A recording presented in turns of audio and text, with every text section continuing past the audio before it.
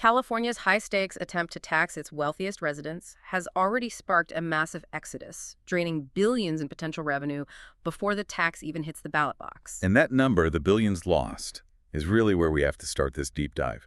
We're looking at a fiscal policy proposal that has, become a real-time economic instability event. Absolutely. We have a compelling stack of sources today.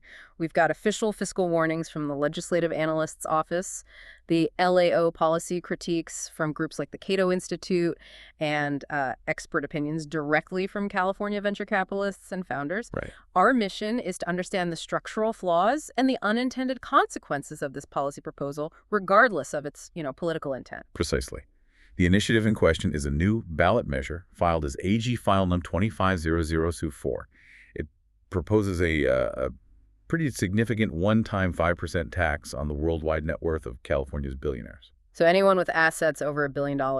Anyone over $1 billion. And while the previous legislative attempt failed, this new ballot initiative is moving forward.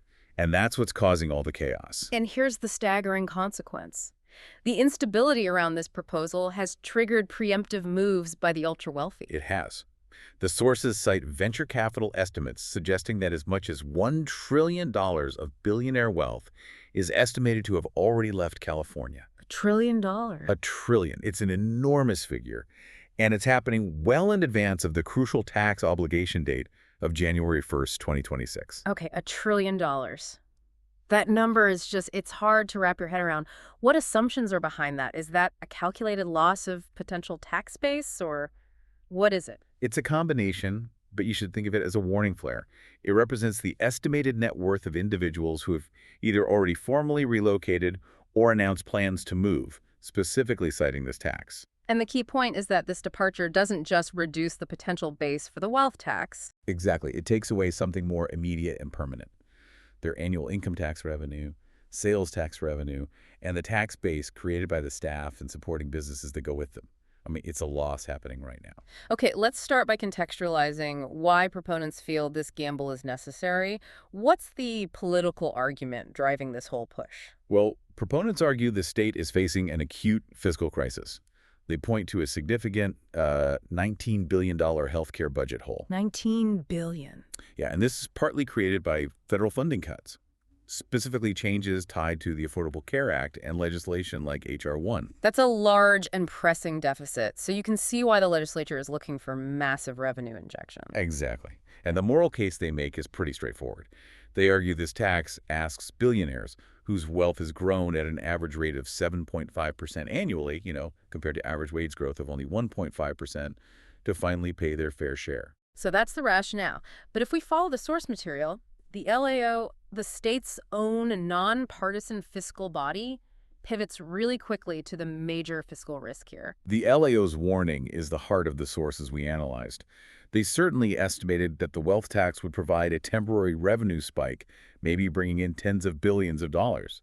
But that positive forecast came with a very, very severe asterisk. And that asterisk was the long-term deterrent effect. Right.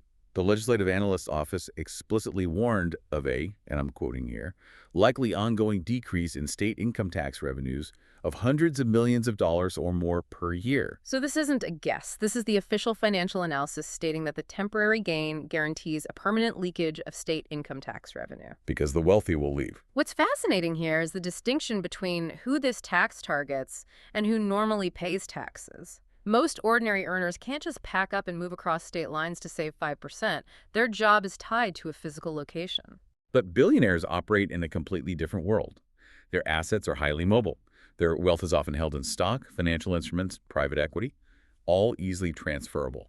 For them, residency is basically a financial decision. So unlike someone who has to live in San Francisco for their job, a founder or investor can manage their portfolio from Austin or Miami or Boise, effectively stripping California of its access to their highest potential tax base. So when a billionaire leaves, the state loses not just the potential wealth tax, but it permanently loses their payments on that maximum state income tax rate, which is around 13.3% plus all the secondary taxes. the sales tax, payroll tax from their staff. It really is a permanent leak created by a temporary patch. And we see that the state's own leadership recognizes this risk. Governor Gavin Newsom has been explicitly opposed to state-level wealth taxes for this very reason. He understands they just encourage relocation. Okay, let's challenge the counter-argument we see in the sources. This idea that all this talk of wealthy flight is just fear-mongering. Are people actually leaving? The data says yes. Hmm. I mean, if we look at IRS data from 2020, and remember, this is before the pandemic, fully normalized remote work, almost 37,000 taxpayers in the $200,000 plus category left California. 37,000 high-income taxpayers left, and that's more than double the number who moved into the state that same year. What's the significance of that number? That number represents a staggering amount of lost income tax revenue. These are the taxpayers who contribute at the highest marginal rates. Cato's analysis found this departure rate put California in the third worst position for retaining high-income residents, just behind New York and Illinois. So the state already struggles to keep its top earners. Which makes any new tax that specifically targets that group incredibly risky. And when you focus specifically on the billionaires, the flight becomes very high profile. Right, these are household names. They are. Forbes data confirms the number of California billionaires fell from 189 in 2021 to 186 in 2022. You have Elon Musk relocating to Texas, Larry Ellison moving to Hawaii. And the sources indicate this is accelerating now because of this ballot threat. At least 6 billionaires have already formalized cutting ties, and about 20 more are actively looking at an exit strategy right now. Because of the clock. The tax obligation is tied to residency on a specific date, January 1st, 2026. If you're going to leave to avoid the tax, you need to establish clear, documented residency in another state well before that deadline. So the window's closing, and that's driving the immediate flight. Now, a key consideration for the wealthy is, where do they go? Proponents of the tax are trying to coordinate with other high-tax states like Connecticut, New York, Washington. But that coordination still ignores the ultimate escape routes. It leaves out the key no-income tax states that are actively recruiting Californians, places like Idaho, Utah, Texas, Tennessee, and Florida. So avoidance isn't just feasible, it's financially logical. Absolutely. When the average annual growth of a billionaire's wealth is 7.5%, and the state is proposing a 5% tax on that wealth base, I mean, the math to move to a state with zero income tax becomes incredibly compelling. Let's transition now to what many critics argue is the most structurally damaging part of this proposal: the administrative complexity, especially how the tax impacts technology founders and entrepreneurship. This is where the language of the ballot measure gets incredibly complex, and where we see sources arguing he just fundamentally misunderstands how founder-led companies work. Yeah. The tax is 5% on worldwide net worth, but the valuation method for private businesses contains this controversial element called the voting control presumption. That sounds dense. Can you break that down? Why does that presumption matter so much to founders? It's a crucial technical flaw that basically mixes up two separate concepts: control and equity.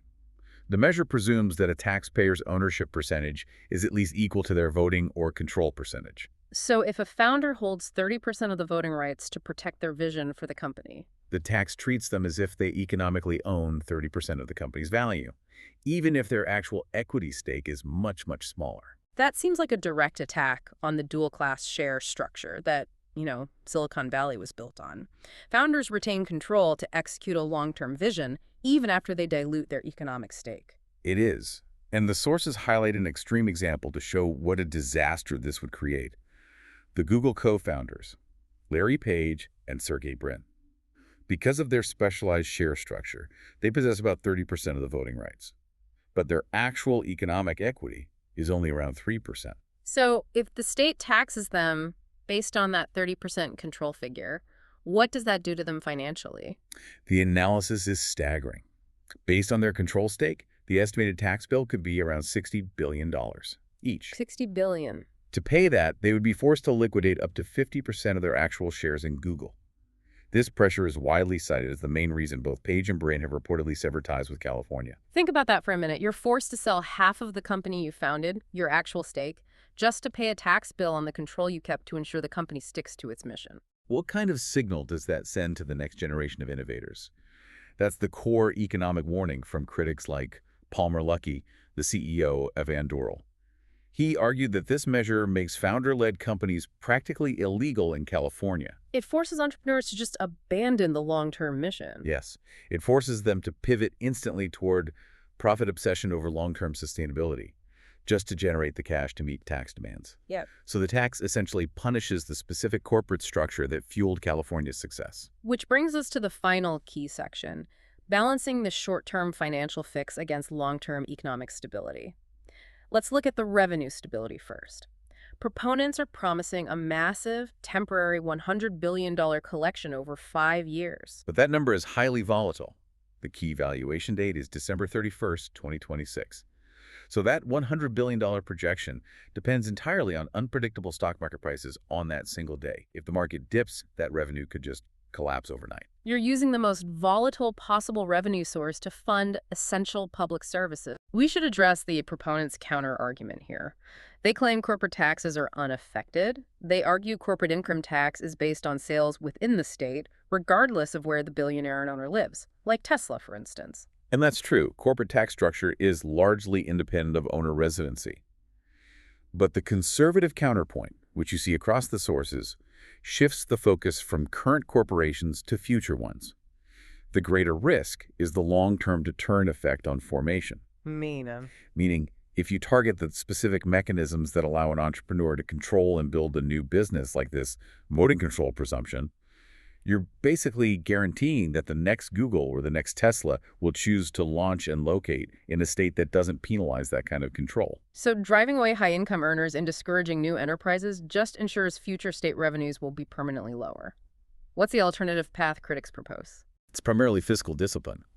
They argue that instead of constantly seeking innovative ways to collect more tax revenue, California's legislators should focus on eliminating wasteful spending and modeling states that attract residents by taxing away a much lower proportion of income. So this deep dive shows a really clear conflict. The initiative offers a politically attractive, maybe a temporary fix for some pressing deficits. But it introduces massive structural economic instability by targeting the very definition of business control and prompting the immediate, quantifiable flight of crucial capital. And while proponents argue a 5% tax is modest, the discussion highlights the fundamental fragility of relying on a handful of highly mobile taxpayers for essential public services. If that small, highly productive tax base leaves, the instability eventually ripples outward, and the average citizen is the one who bears the eventual cost. We see policy focusing on taxing what has already been created, but what is the true long-term cost to the state's economy when policy forces its most successful innovators to choose between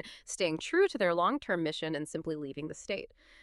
That question about the value of innovation versus the expediency of taxation is what everyone in California must consider as this initiative moves forward.